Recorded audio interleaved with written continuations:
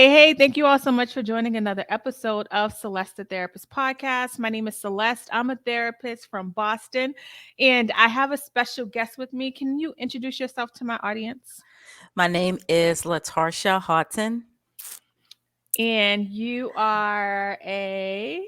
I'm an author and I have a 12-step program teaching people how to love themselves. It's an online course. I also have an assistant living in Maryland. I commute back and forth, so I do that as well. And you are a survivor, overcomer, driver. I love that. It was in your bio. Um, So she's a jack of all trades. She does a lot, and I think if you look at her life now, you would be like, "Wow, that's so amazing. I wish I could do that." But you would never know, like the way she thrives, you would never know her story, and that's why on Celeste the Therapist podcast we learn about people so that um, if you have a similar story, it can show you that you're able to thrive as well. I look at my podcast the way I look at the way Alcoholic Anonymous works, and so many people have been able to have hope because they recognize that they're not alone. Does that make sense? Yes. Okay. So tell people, you were raised in what city and town were you raised in? I was raised in Baltimore, Maryland. Um, and then I got married and moved to Pennsylvania, I think like in 2006. Hmm, hmm. And then in 2019, I moved to Tampa, Florida. Okay, so Yes. Baltimore, which is your accent is very clear, and apparent. And you lived with your dad primarily, correct? Yes. I was raised by my father. And so, prior to so what year did you move in with your father, like full time? Um, so as a kid, my parents, they separated and broke up when I was an infant.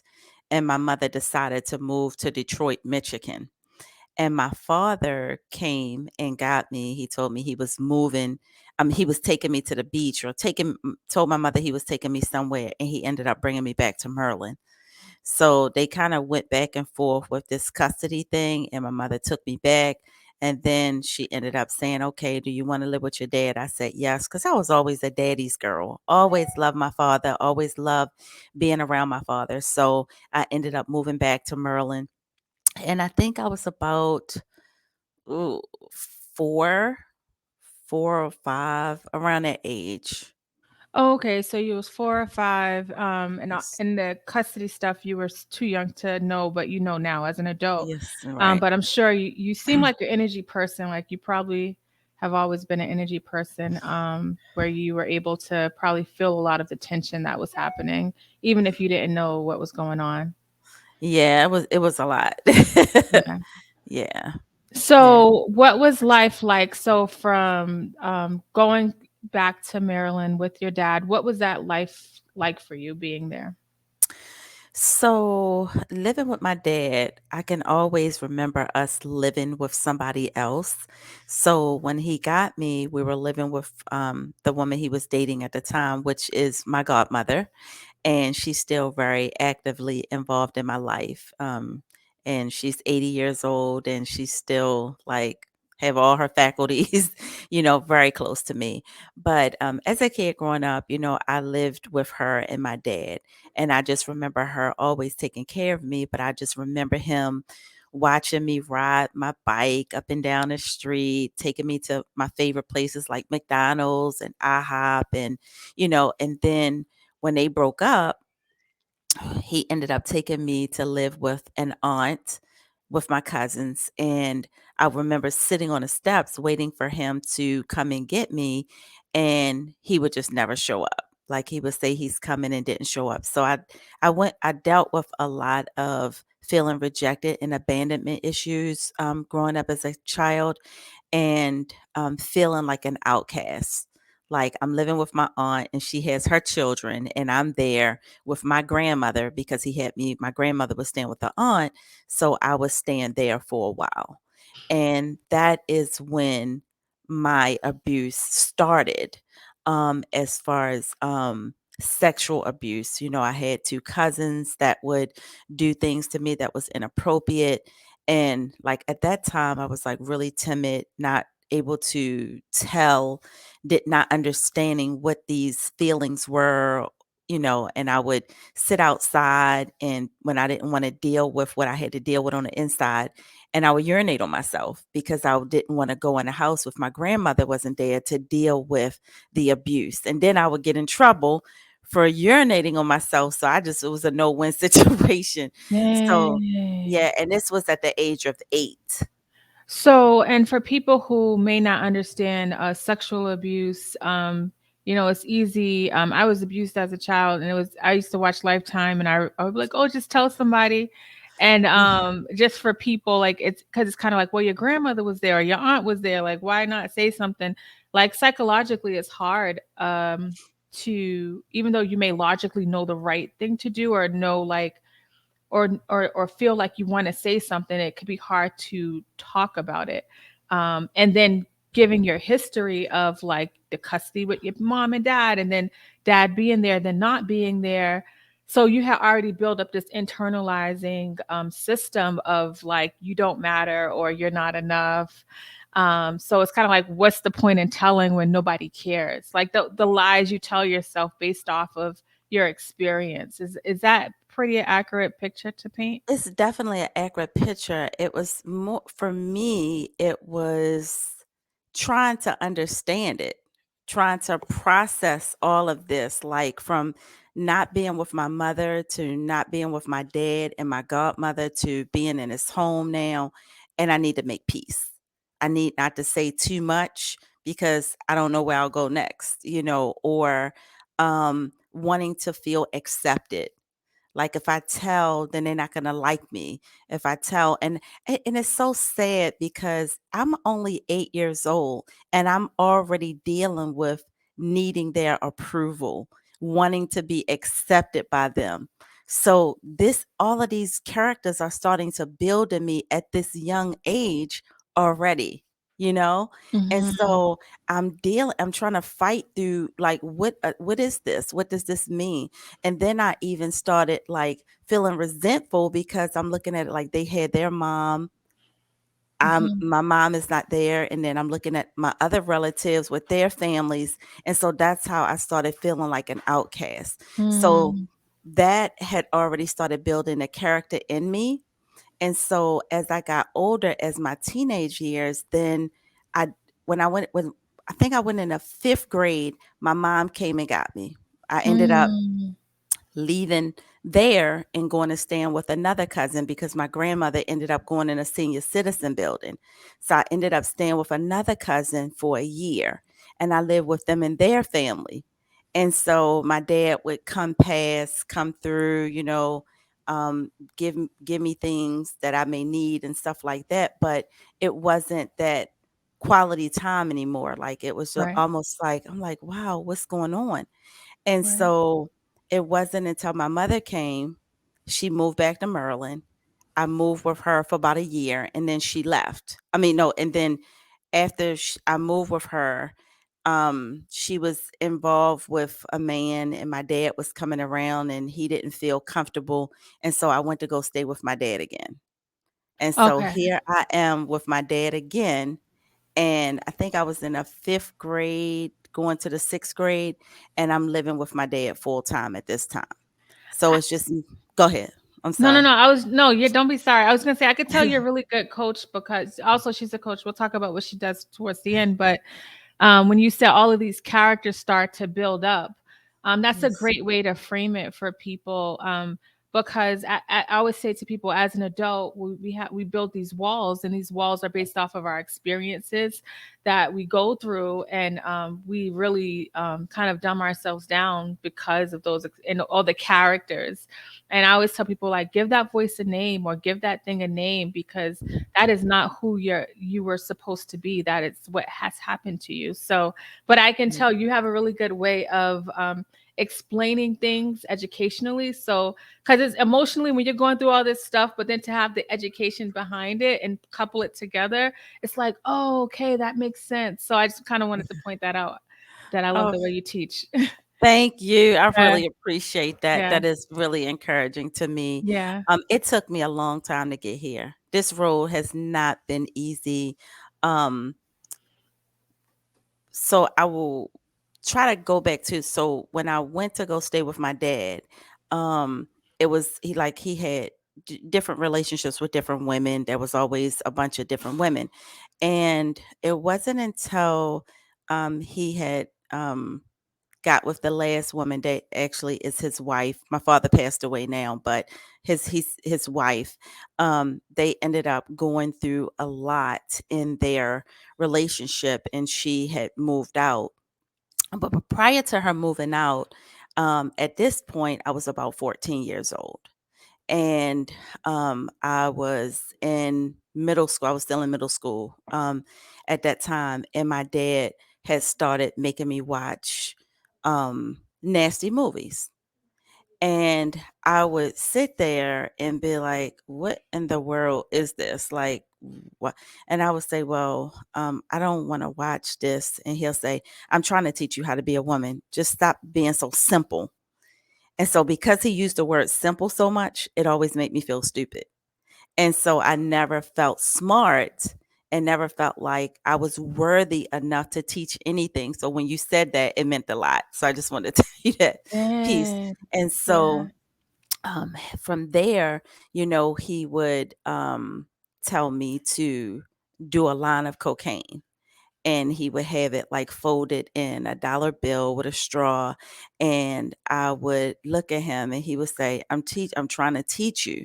And so as a young girl at this age, my father was the closest thing to a god to me, right?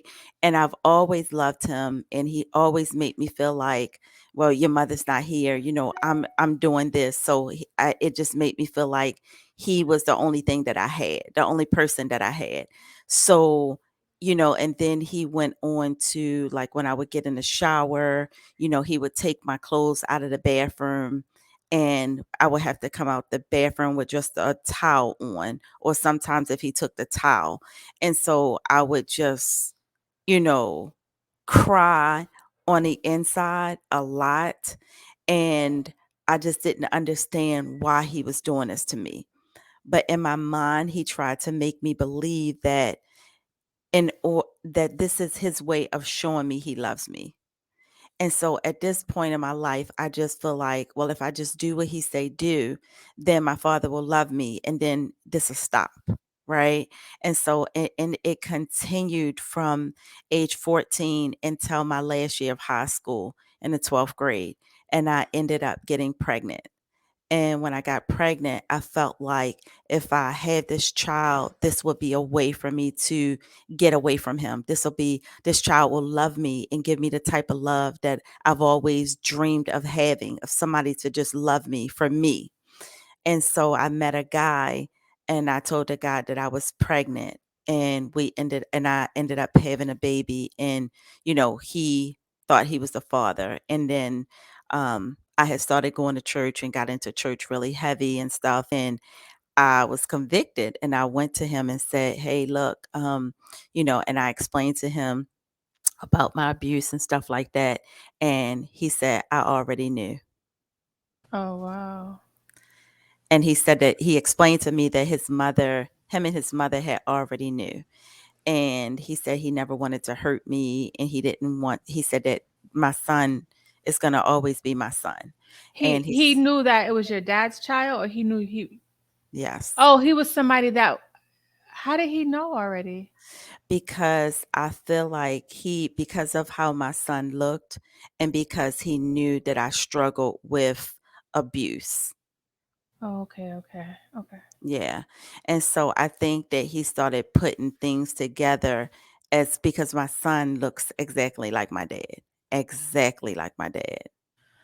What was the during those years of abuse living in that house for those 4 years, were you able to say this kept me going? Was there anything that you can look back on that gave you some sort of hope?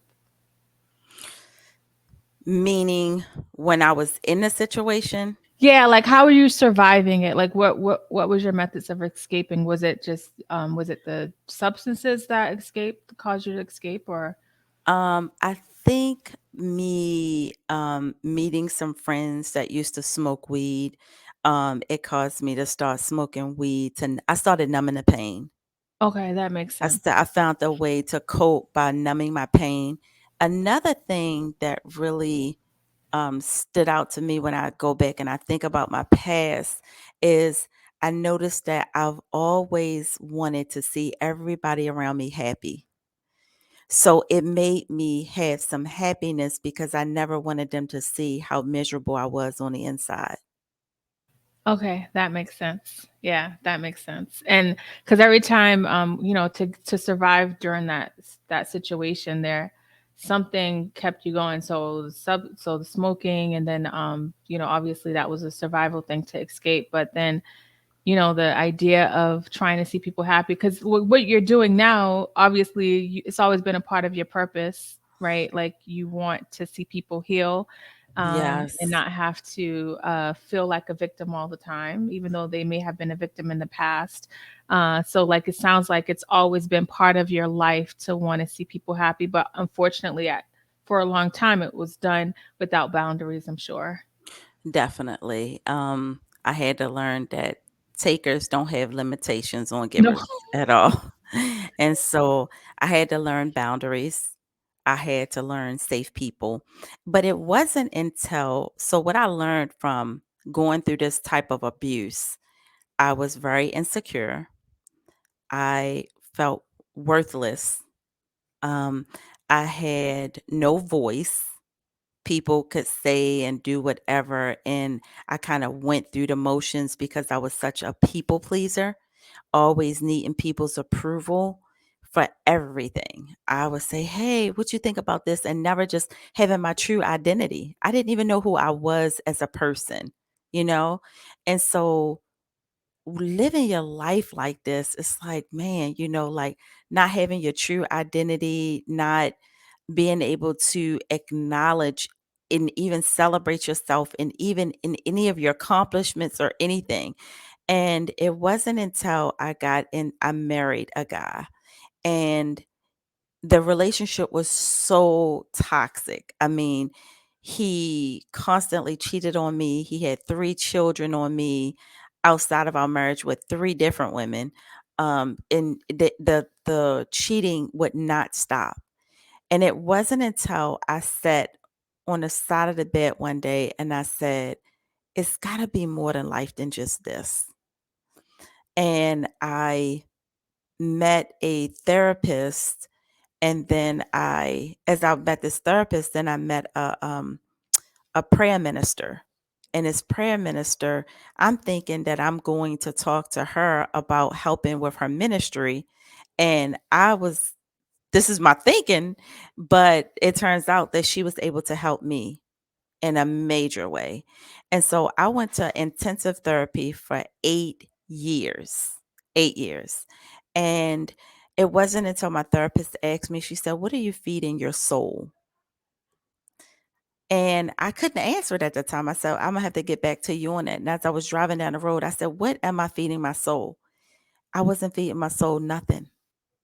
I was just listening to all the negative thoughts in my mind as I was driving down the road, and I'm just listening to these thoughts.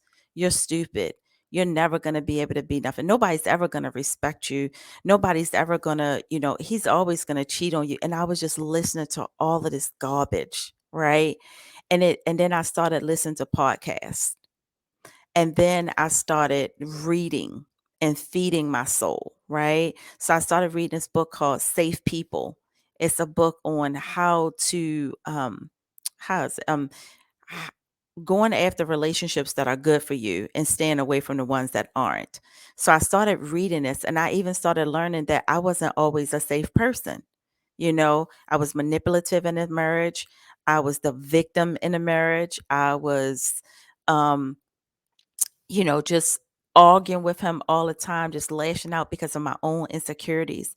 And it wasn't until like after years of therapy and we had divorced and everything, but I went back to him and I apologized to him and I told him I released him and I had forgiven him. And I did these things because I needed him to understand that I wasn't holding him in hostage anymore from the things that he had done, because I said we are two broken people just cutting each other so bad in this relationship.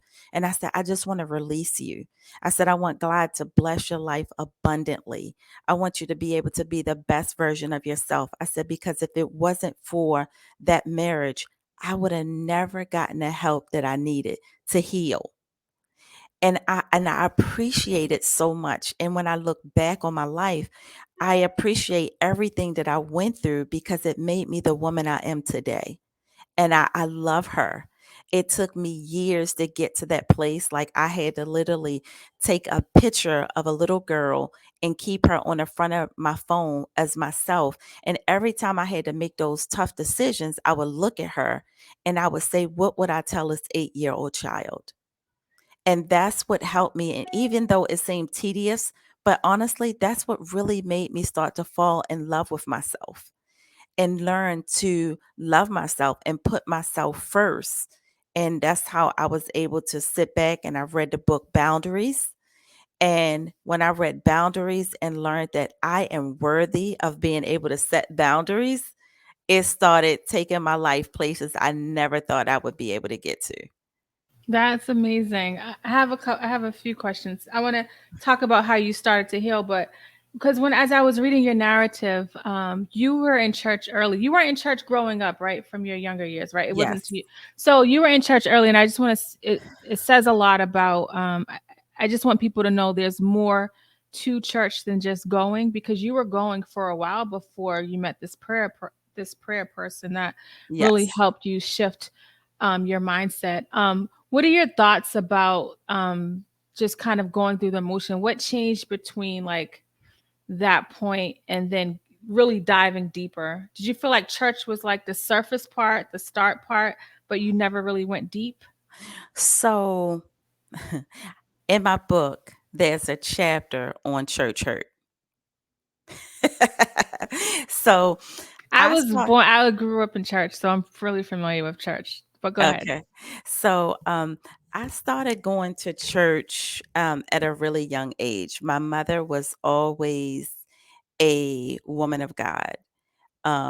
She was always preaching. Before she passed away, I just lost my mother in September. She was going in a prayer minister, the prison ministry, preaching the word of God and everything. And so, even from a little girl, like, she would take me to church, and I would go home and try to teach all the children about church. Um, I think that because I watched some of the things that she did, and didn't it wasn't in alignment with what she was actually preaching. And I had my grandmother that used to always tell me about you need Jesus and all of this kind of stuff. But when I looked at their life, I'd be like, you look like you need Jesus a little bit more than me. So it kind of turned me off, you know. And so it made me feel like, okay, you can go to church on Sundays, but during the week it's a different thing. You know what I'm saying? So that was the only day you be holier than thou, right? And so as I was going through um life, I would always I always had the spiritual side of me, that I always knew God was there. I always felt like God loved me, but I just didn't know what my purpose was. I just felt like I was just going through life just existing, right? And so I'm going through life just existing. I'm going to all these different churches. So I finally get to one church.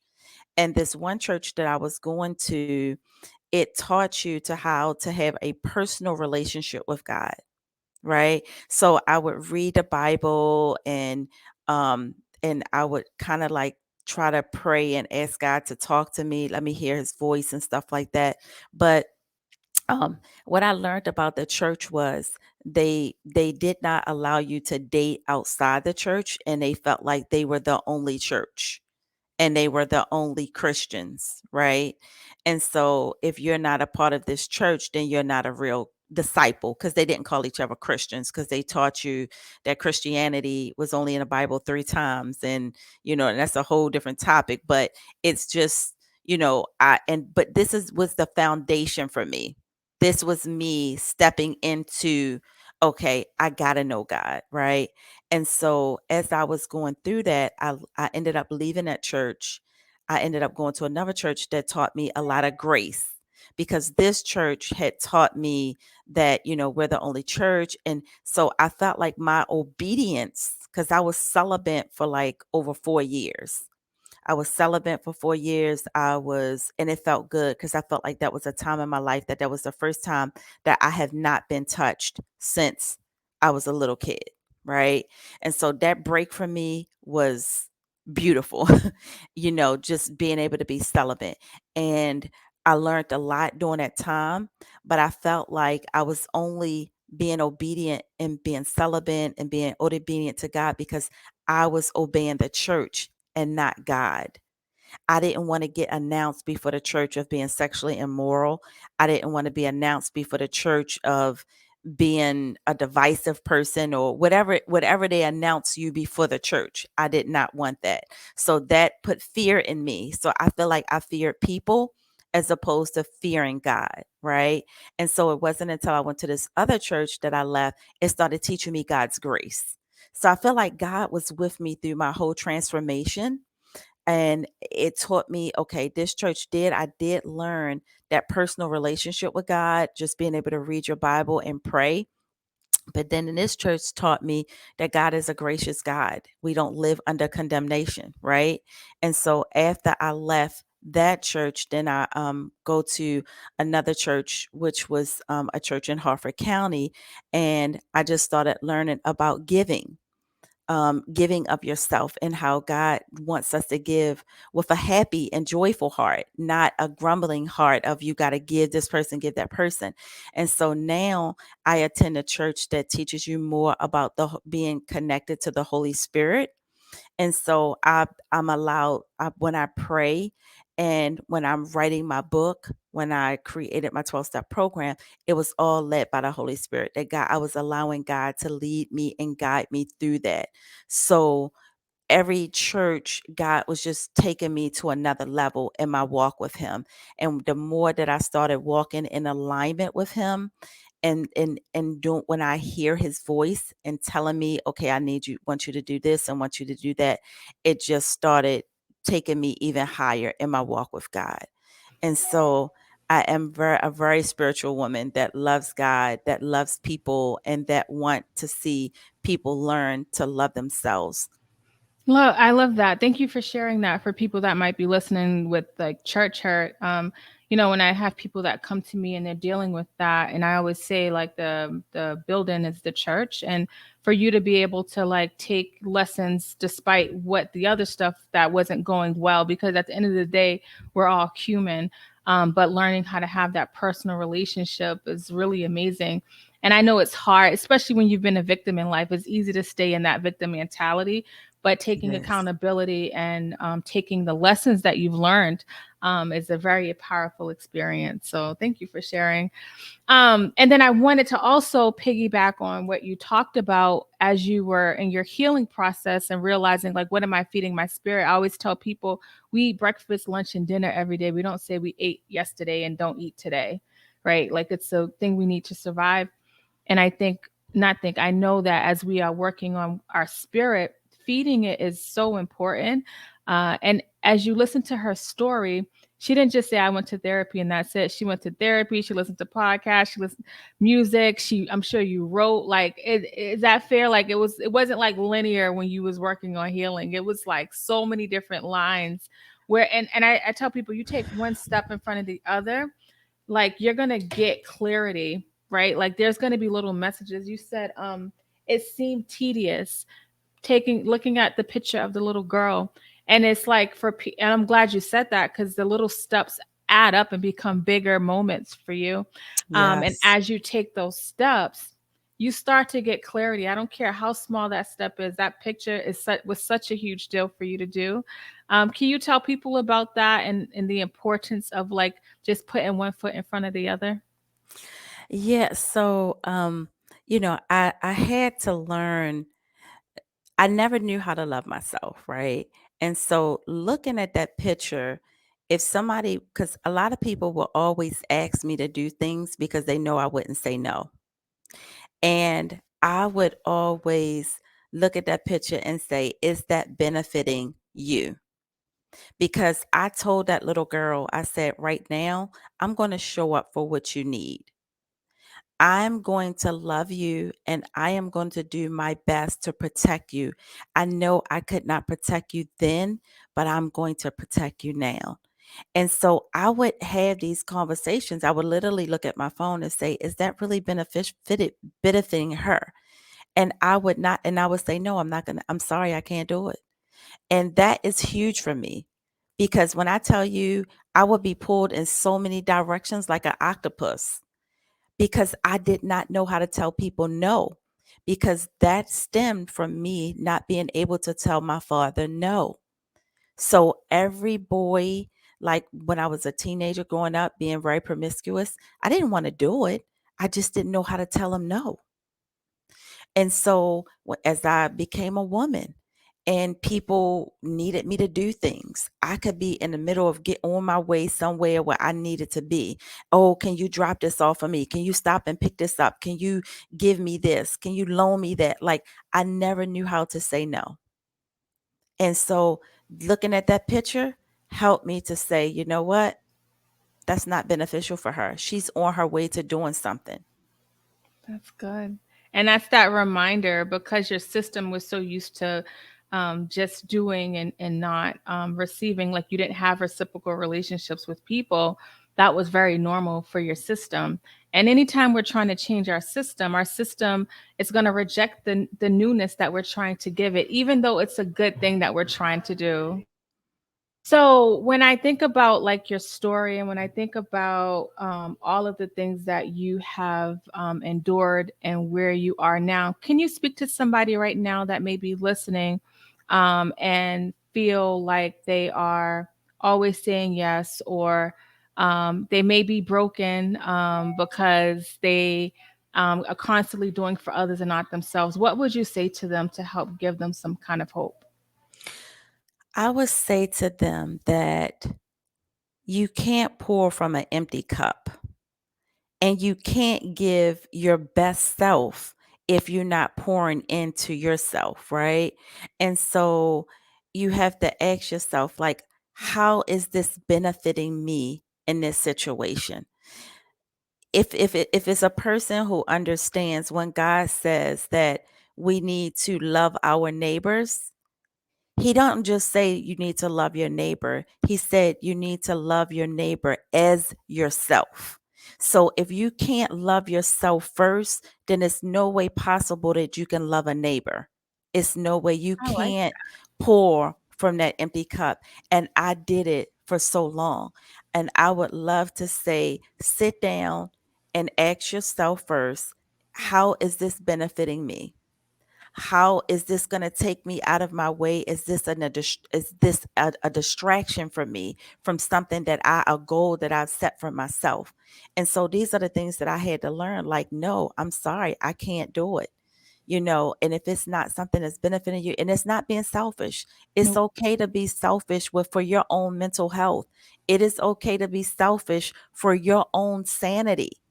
If you know that this is a situation and you know it's going to be upsetting you, it's going to cause you anxiety, it is not going to be a peaceful situation for you, you have to put yourself first.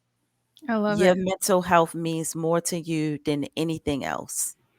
Latasha, you know what? I hear love thy neighbor, but I think the other part people don't really say as much. And then the way you emphasize it, I'm like, you're right. You're absolutely right. Like literally, you gotta you're loving your neighbor more than you love yourself. That's not what you're supposed to be doing. No, he said, love your neighbor as yourself. Yes, yes, that's You good. know? Yeah. Thank you. That's going to help a lot of people. So now I want to, because you see, her story is extremely powerful, and for you to be where you are today, just and go through all the things you've gone through, it definitely is speaking to someone who may think that there's no hope. I always say if you're still breathing, there's room for change. Um, Yes. Tell people about your program, the 12 Step to Self Love coaching program. You work on the mind, body, and soul, and it's all related. I never understand why we stigmatize mental health the way we do, because everything is connected. You can Yes. be excelling and thriving financially or like work wise, professionally, and struggling inside and not understand why. So tell people a little bit about the self love program, because that's important. That self love is huge. So I use one day I sat down and I was talking to my business strategist and I said, I want to create a program. And so she said, let's do that. So she said, so I said, like a 12-step program or something of how people can heal. And so she said, well, what are the steps that you took to heal? And so I had to change my mindset. Changing my mindset, um, it took a lot because I had to unlearn some things that I had learned that I normalized that was not normal, right? And then I had to learn how to set boundaries, surround myself with safe people. I had to learn how to silence that inner critic in my mind that kept telling me, you're stupid. You're not smart enough. You're not worthy. So I have people to write out all the reasons why they love themselves. I have so many different exercises. And then I have you to do an exercise on silencing the inner critic. So you would talk up, I want you to listen to what you're actually hearing so you could write it down, right? So you would write down these critics that you hear in your mind telling you things about yourself. But then I make you go back and say, okay, where did that stem from? And then we deal with that. Like, where did it come from? And what triggers you when you hear it? What does it do to you internally? And then I help you to write down, okay, so now that we got all of these lies, now let's put some truths to it. And then we start believing these truths. And you got to keep recite them to yourself, because what you do repetitious, it becomes a habit and it starts to change. And the only thing in life is change that lasts forever is change. So, and then we reclaim your power. So we write out your story. We write the story out, we get that hurt out, we get that pain out, but then we reclaim our power. So everything that I have relinquished to my father, as far as like not being able to wear pajamas because I felt like it would give easy access. And I never liked wearing pajamas. So how I reclaimed my power in that situation was I'm a pajama junkie now. I can't stop buying pajamas. I love pajamas. My family knows, like when they want to give me a gift, they give me all kinds of nice pajamas because I love pajamas. And it's dear to my heart now because for so long I couldn't wear them. So that was one of the ways I reclaimed my power. I reclaimed my power by being able to say no. Now I'm able to tell you no, and then I wrote out letters on forgiveness, teaching people how to forgive, because as long as you don't forgive, you give them power over your life. And so that's one of the ways that I help you to reclaim that power and gratitude. If you look at all the things that you have to be grateful for right now, you won't be the victim because you won't keep looking back at where you used to be because you'll be so grateful for where you are today. So it's just so many things like, that's that soul cleansing part of it, and the body, learning how to love all your flaws and all, because none of us are going to be perfect. We pick ourselves apart. I look in the mirror and say, oh my goodness, I need to put concealer on. My bags are getting heavy because I'm getting older.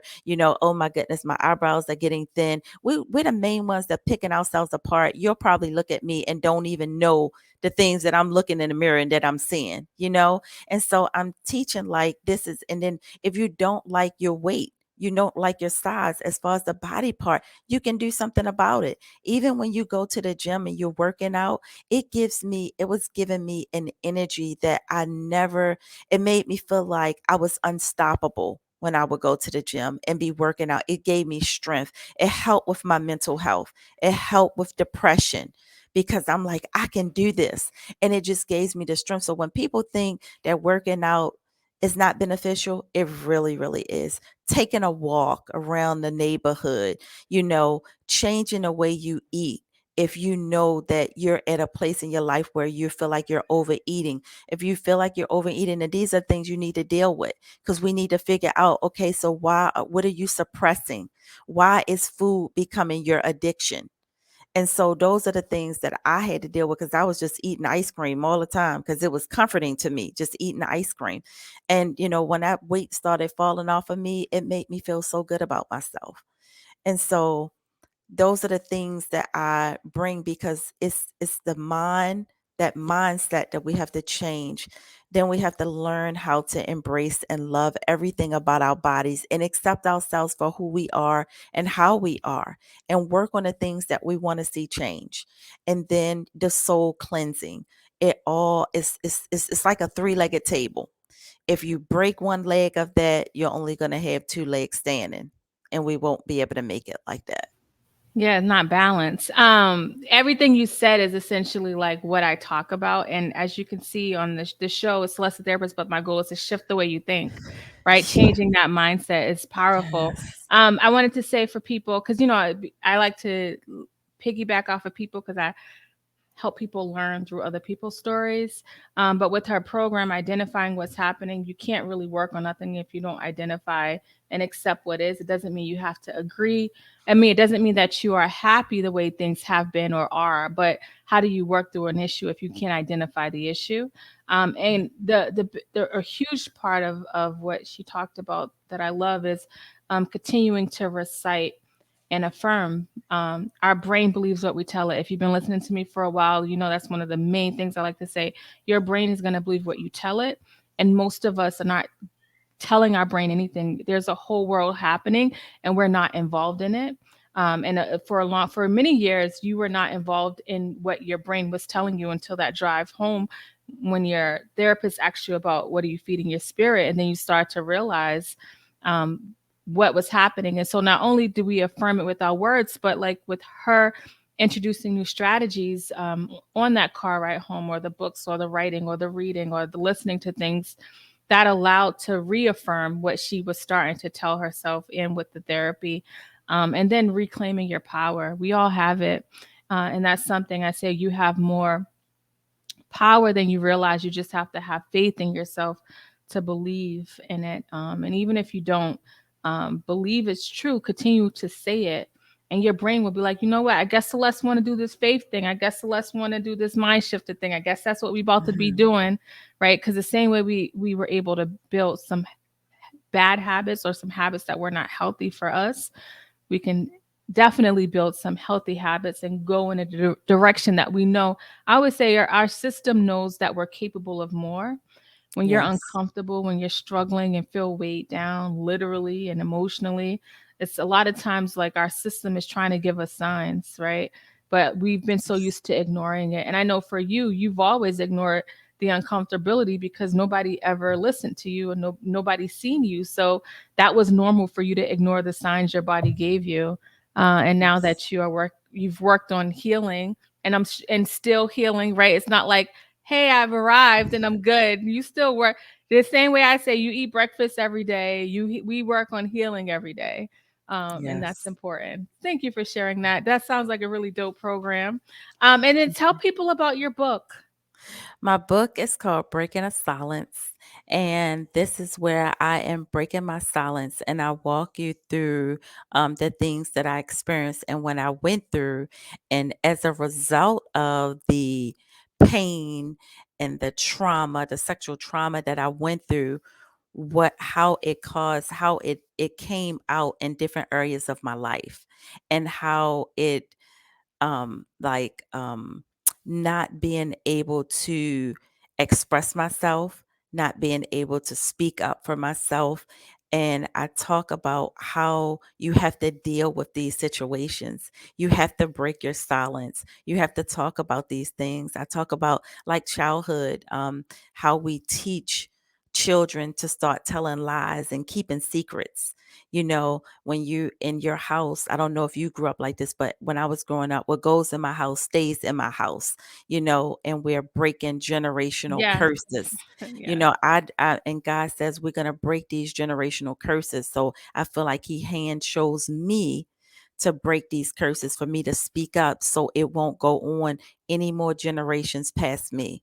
you know and so it talks about forgiveness. I wrote letters to family members so you can read the letters and you will be able to hear my heartfelt letters, and even me asking other people like my children to forgive me, because I was going through a lot of hurt, a lot of pain. I didn't know how to deal with a lot of things. I felt like I was there for them physically, but I wasn't always there mentally. So I'm taking you through everything of when you're going through this type of trauma and how it can affect your life and affect those around you. Wow, that's so powerful. There so and this is for men and women, correct? The book, Yes, yes, um, and the program. yes. It's for men Okay. and women. Yep. And I remember working in the emergency room, and I had a 10-year-old patient, and because they would call me in for when people came in with different psych issues, and the sexual abuse question came, and she says, "Yeah, but doesn't that happen to everybody?" It was just like had to fight back tears because she was so nonchalant about it. And so for people that may have like struggled and may not have been able to share their story to a therapist or to anyone, this book, this program sounds like it's great. And I think that another reason why I started this podcast is because I don't want people to think because they don't have access to therapy, or if therapy doesn't work for them, that they can't look for other avenues. So many different avenues to work on healing, even community. Community is huge.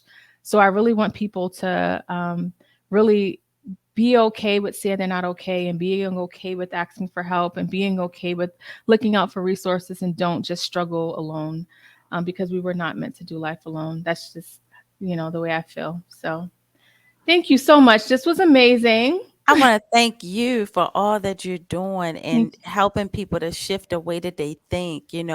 This platform is incredible because you. so many people need it. And you're right. Therapy does help. And, it's so stigmatized, by our community. And we Mhm. need that therapy. And I think that mental illness been brushed under the Oh carpet yeah, and brushed away for so long. And now so many people are needing therapy. I hear so many people, I say, listen, I can't work with you yet. I say, you need to go to therapy yeah, first, yeah, because by the time you come to me, you done got the therapy that you needed. yeah, And now we can start you on that journey of, yeah, you know, a strategy plan of where yeah. you want to go next. But, Mhm. and some people say, I can't find a therapist. There's no therapist available right now.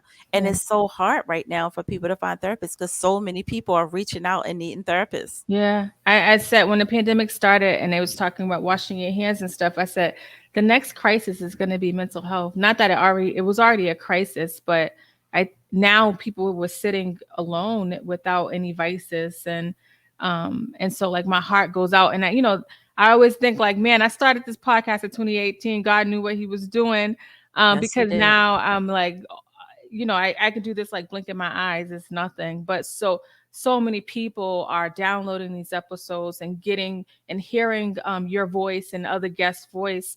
And they're finding stories that I get messages all the time from people who have really like had breakthroughs and shifted their thought process. So, but I could not do it without people like you that are willing to come on and share. So I'm always grateful for your voice, and I'm appreciative for you coming on to share today. So thank you. Well, thank you for having me. I feel honored. You're welcome. Any last words you want to tell the people before we say bye?